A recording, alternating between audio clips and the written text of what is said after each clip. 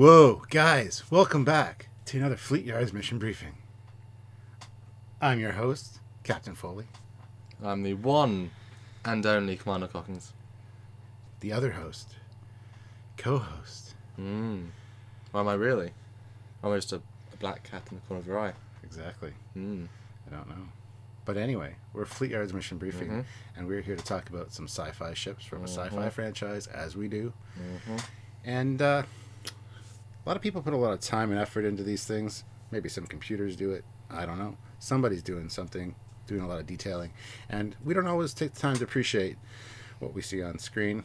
Could have a large role in a movie. See it for a few minutes, sometimes under 30 seconds. But some great ships, some great details. We want to take those out of context, look at them, show them to you guys, and share all the awesome technological goodness, I guess, if you will. So, shall we begin? We shall. Whoa, I know YouTube. Foo. Guys, are you picking up what we're laying down here? We are talking Matrix. And I think a really cool part of the Matrix trilogy, the Nebuchadnezzar, the spaceship. Well, we look at we can look at these sorts of things. The hovercraft, in fact. Are you a Matrix fan? I am. How big a Matrix fan? Pretty big. Yeah, I really like the Matrix. Yeah, very, very cool design. I don't remember when I first saw the Matrix. That was a long time ago. I was definitely too young, so I saw it after the fact. I actually quite like the second one as well. The fight scene in the second one I really enjoy. Third one less so. But the first one is hopefully going to stay iconic and definitive. Yes. I've always liked this ship. Yes. Don't think enough love. That's all my... I totally agree. Yeah.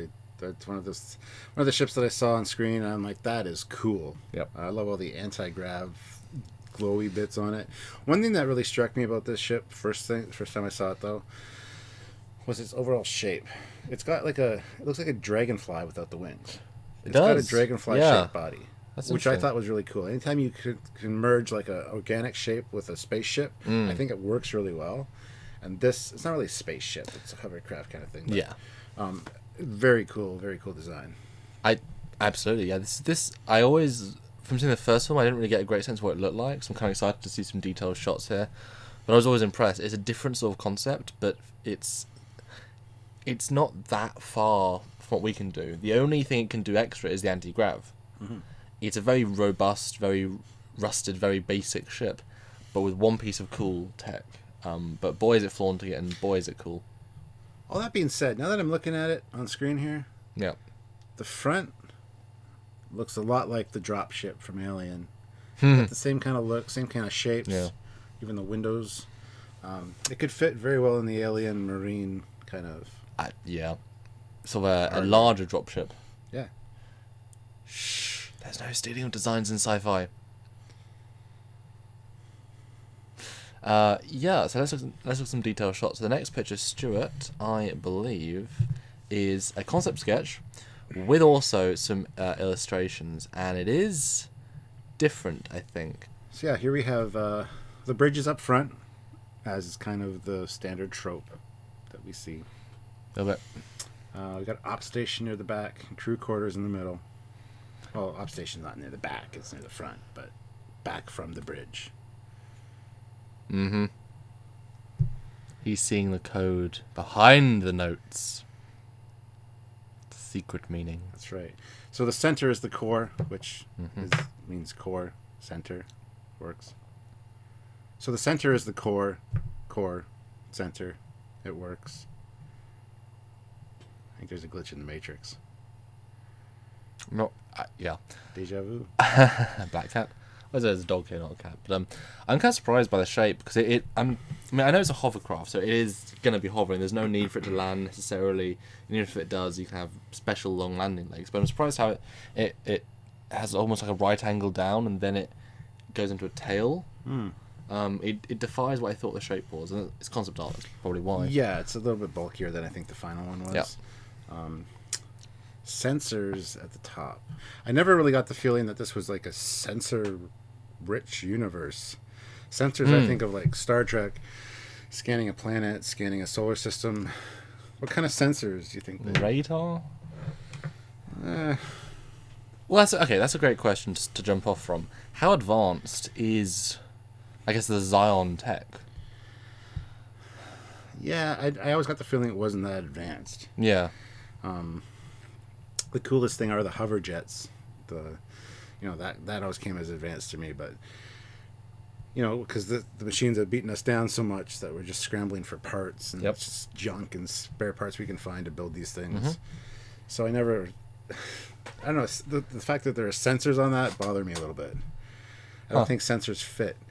You wouldn't say there are sensors on a fighter jet. What would you say then? What would be the correct word, I guess? Instruments? No, like radar, sonar, something like that, but not to say sensors. Yeah. I can see this having sonar. So the most advanced bit for the film, I thought, was when they're entering Zion and you see this white room and they've got these holograms, but that's inside of a construct. So that's the tech they really have, is just inside computer programs. So, I mean, yes, they have mechs, which are pretty advanced, but they also use bullets. I mean, there's a little bit of electronic, not necessarily lasers, but lightning guns. But beyond that, it's either in the Matrix tech or very rudimentary stuff. So I would say they're pretty, not backwards by any means, but they've got a couple of things quite a bit. Mm-hmm. Everything else is very, very, very, very rudimentary. I mean, look at the food they have. It's mush. It's sush. It's so. Yeah, what can they have sensor-wise? I don't even know. Yeah, so the sensor thing bothers me, but again, this is concept, so maybe that's what that's all about. Maybe it's just language. Could just be communication antennas, things like that. That's what I would assume would be up there. Now, quick question. Actually, well, I'll say it for later just because we have better views. Next. I thought I'd just throw this in because it's an official DVD holder for the series that was offered in Japan. That's really cool. I want that now. I know. Why would you show me that? I thought you had it because you have these sort of cool things. I don't know. I just want to. Now I have to spend money. Hey, if you can get a good deal, I'll buy one. Now this does look like the concept, I will say, with that drop, which again I didn't pick up from the other model. Yeah, I love the detailing on this. This is really cool. Do you think they built these from scratch or reutilized like a ship? Like some sort of naval vessel or something, because I mean those pads are very much sort of like stuck on. Or do you think they scratch built a fleet of these, which seems like quite in universe in the movie? Yeah. Oh, or are they hulls from something else that we have to find a couple of or something? Yeah, they seem too integrated for that. They don't really look like they're not big enough to be like boats or whatever. I don't think really. Yeah. I would say submarine almost, but. Yeah. See, again, we don't know how advanced the human race was at the time of They were advanced enough to build robots. If you watch the Animatrix, it was futuristic. So who knows what kind of military tech we had? This could be a small sub or some kind of thing that they utilized, but I don't know. I think all of the ships are somewhat different. Right. There's the Nebuchadnezzar, and then there's the other one. Can't remember the name of it. The other one. The other one. Yeah. I mean, again, that one though, beyond the very fast going through the tunnel scene, I never got a sense of it. At least in the first movie, it was kind of slower. You got to appreciate this design a little bit. Then it got blown up. Spoilers. Got blown up real good. And then Neo could stop things in real. That would confuse me. He stopped stuff that he actually had superpowers in the real world. It's like how. What? He's the one. I know he's the one. That's a bit of a difference, though, to be able to control ones and zeros, to be able to control the universe. Unless it's a movie, and he knows it's a movie, he's using movie powers to stop stuff. Unless the Matrix itself is in a matrix.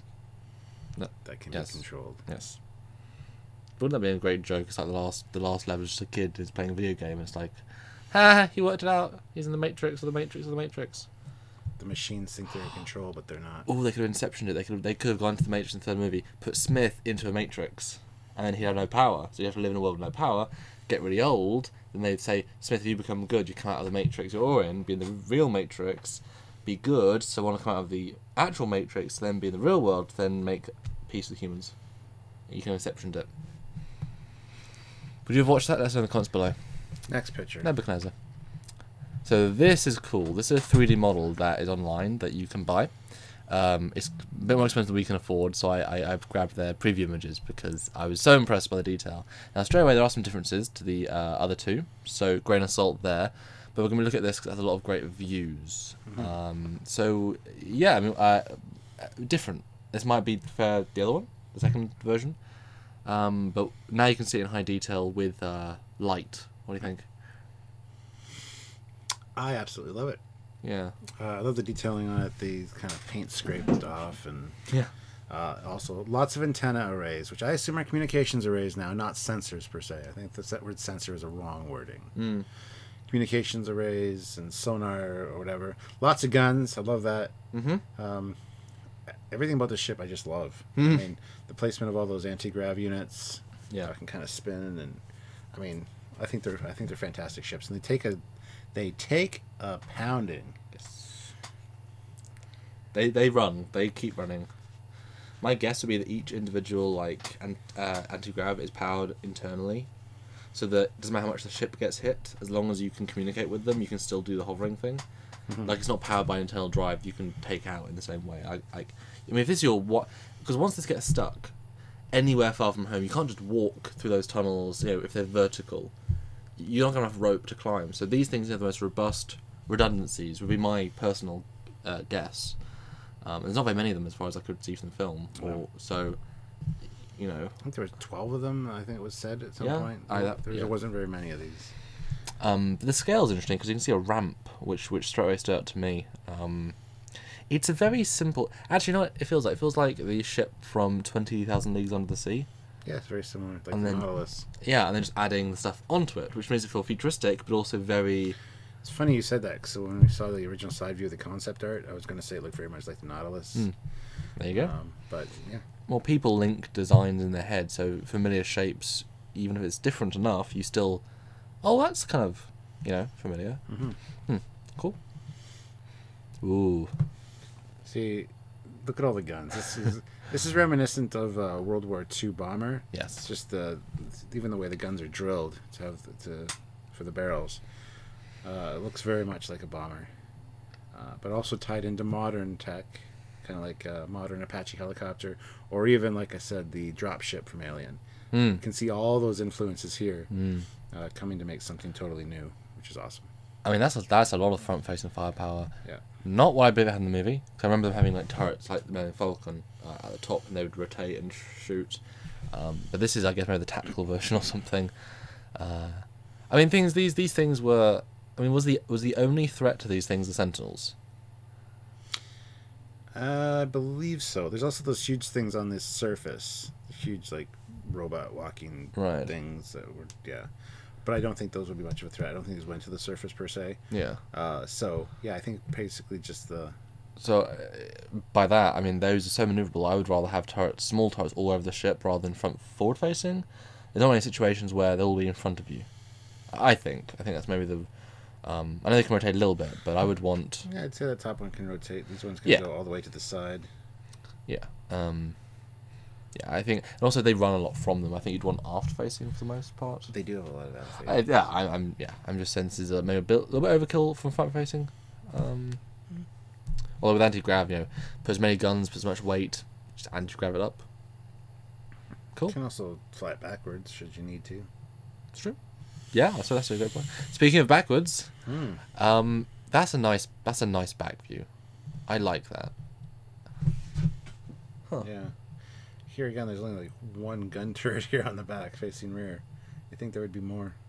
Yeah. It's one visible one anyway. I really like that back view. Yeah.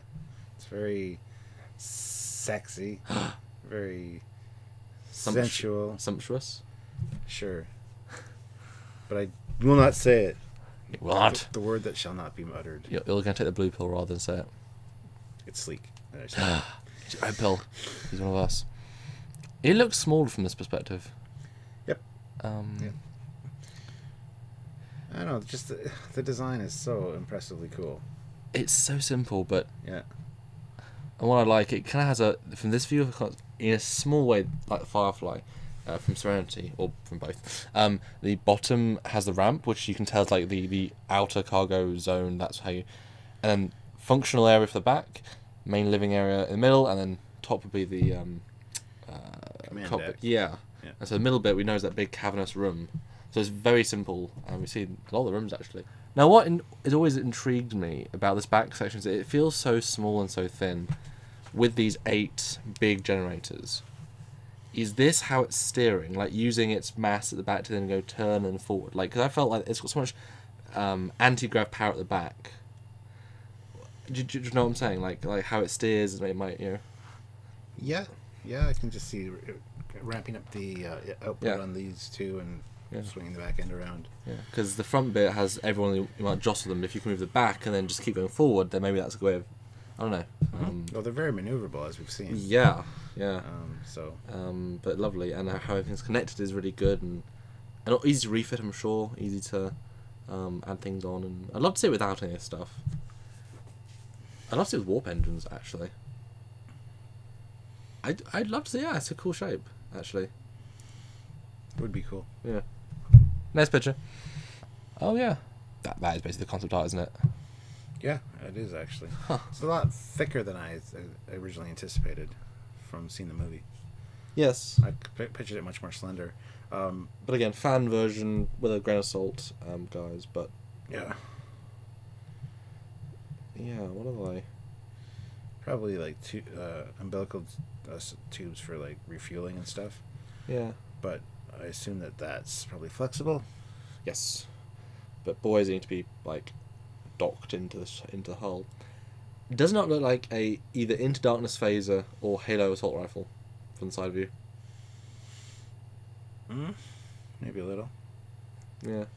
It's got those sleek curves. Certain shapes just work and look good. Yeah. But it's quite... Yeah. If I'm wondering, how big is that ramp? Like, is that a couple of people along? Deep? Because, again, you get a real sense of scale from that. And if that's like one person, like a Burrell, like that sort of size, this is a very small craft. Yeah, I wouldn't say it'd be very big. Yeah. We know that middle area is like 2 levels. So it might just be the Matrix room, the crew quarters for like the 8 people on board. It's not a big crew. That's what these are. What? They have to get close to the surface so they can broadcast. Oh yeah, like TV aerials. Yeah. Yeah. Because they got to broadcast in the Matrix. That's what those are. Not really well, they are communications arrays, but sorry, you were having a thought, and No, it's good. That's a pretty good thought. Yeah. So for once, Stuart, and you're not the biggest fan of all the different antennae, are you? All the different sci-fi things. Sometimes it's overdone. On some designs, it's overdone. But this being so prickly actually works. Like it has that insect vibe, that dragonfly thing. So it looks like hairs on the insect's back. Yeah, that's okay. And they always saying get the broadcast depth. So that's what those antennas are for. Yeah. Form follows function. Next. Top view. Definitely, and definitely the hair look. Lots of antenna arrays. Probably a lot of redundancy there because the way they book it through those caverns, a lot of those get snapped off. Well, there's no shields. There's no deflectors. There is literally nothing. I mean, thank God the tunnels are big enough. I'm just going to build it big enough for the tunnels. I think, obviously I think this is how this guy designed it, but I think all different anti-grav emitters are the exact same thing, just placed around the ship. So redundancy and such, you can take them out and plug new ones in. I wonder how many you could fly the ship with minimum though. I don't know. I believe during one of the movies, some of them get damaged while they're because I know the Sentinel things like rip them off and stuff.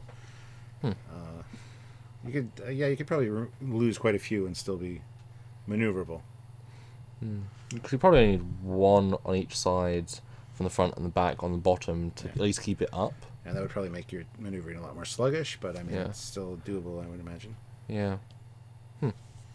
Yeah, nice shape. Looks like our workstations. Just kidding. I would love to have a workstation that looked like this. Would you? I've tried 3 monitors before. It's actually quite distracting. Nah, I want 15. Okay. Next, Indiegogo. This is very cool. I always like this setup. Like how they use old IBM Aptiva monitors and shit. They're all small though. They're all thin though, aren't they? Not really super thin, no. But I mean, like they're not the. I mean, this was 90s. They still had the big back monitors. I mean, we had one. Yeah. So it's still reasonably advanced. But I mean, what do you think of the concept of the main 3 monitors are literally the Matrix to see the code? That just bugs me. I thought it might. How can you read the code? I just can. Look, did you see the woman in the red dress? She's right there. I can see her right there. Those 7 1s or 7 zeros. That's the the 7 curviness of the 7 ones and a pair of 8s or an 8 sideways. I don't know. stick figures in the code. Yeah. This look at the wiring here. Could you imagine trying to fix this or like track down an issue? Well, that's when the Sentinels attacked the ship. I mean, I could not imagine the repair time. I mean, you'd rip it all out, wouldn't you? Just start again. I'd be tempted to. Because imagine though, if like the mouse isn't working, like which cable is the mouse? It's a wireless mouse. Which is the? How do I find out? I wonder what the other displays are. Because he's not piloting the ship, but do you think? Because he's the Matrix controller. Yes. Yes. I'm sure they all have relative data, like the building that they're in, the layout of it. Oh yeah, okay. Altitude or direction they're facing, That's the nearest telephone booth, like a GPS signal map. Okay. Look, these are numbered 1, 2, 3, 4, 5, 6, 7 on the bottom. Okay, that's interesting. Enter and exit. That's probably for the telephone. That's interesting. Yeah, because you're hacking as well. It's I mean, if you actually took the time to study each of these monitors, I'm sure we could figure out roughly what each is displaying, what each one is telling him, and how he's using it. I actually prefer that. My thought was that maybe that the 3 is what he needs to see, and the rest of it is linking to the outside controls. He can also see what the pilot's doing, so that he knows what's happening. But I think you're more. Well, some of that is probably true as well with this one here. It could be like the speed the ship's going, the depth in the caverns they are for broadcasting depth. Like that's probably we can't go too low, otherwise we're gonna lose signal. Yeah. Like there's so much that's going on here. Because a lot of the time, especially when they were like trying to get not Morpheus, when they're trying to get when they were having the meeting with everyone else in the first film, and then there's so many of them because they're being guards. I think he was the only one left awake, so there's no pilot. So if he doesn't know the basic flight controls and at least like depth and such, I mean, he's not going to be able to run all the way to the bridge and still be in control of the Matrix. So that's still the most important thing in a sense. I mean, these people can, yeah. What do you think? What do you think happens if you go out of the depth of the Matrix signal? Do you think your brain stays in the Matrix and you die? Yeah, no, your brain stays in the Matrix. You just couldn't get retrieved until they get back in. But where's the? You think? Yep, that's what I think. Huh. Okay. I mean, I know if you get unplugged in the Matrix, you just like drop dead. But. Okay. Yeah. Again, great movie. Really, really good movie. It is. This I found because I was quite intrigued by it, and I thought we loved behind the scenes. This is the exact same thing, but a production image, and without all those fancy lights and looking cinematic, it's what it actually looks like. It looks old, actually. Not sleek. It is not sleek. It will not make us go. No, a lot of pipes, a lot of wires, a lot of exposed circuitry and things. I love the big red stop button, the emergency thing on the side there. Yeah. Everything mechanical and military has to have something like that. Yes. And a cool chair as well. Not comfy looking. Well, looks can be deceiving. It's probably the most comfortable chair you'd ever sit in. Okay. Just saying.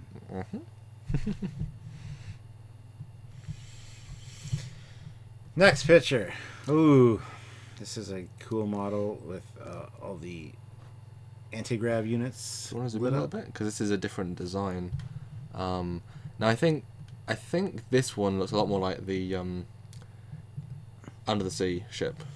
This also looks more like the one I'm familiar with. It's not as this is I don't know if this is more screen accurate than the other one, but this one looks more what I remember, even this part at the front.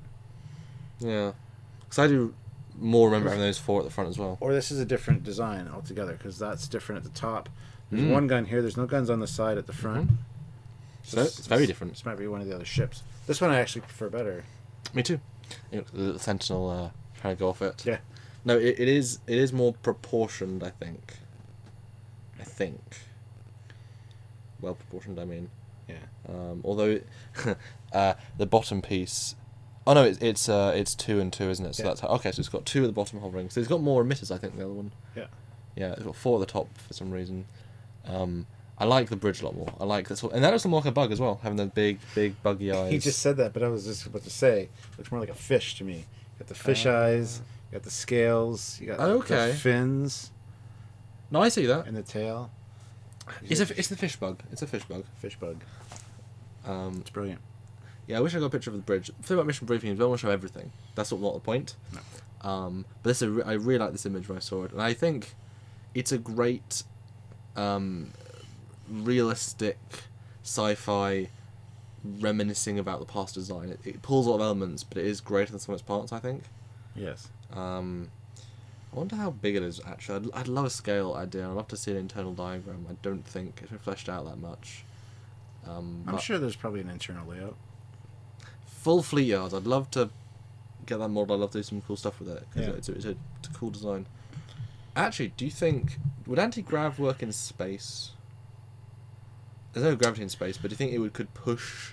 Not the way these work, I don't think. Yeah. That's a good question. I have no idea.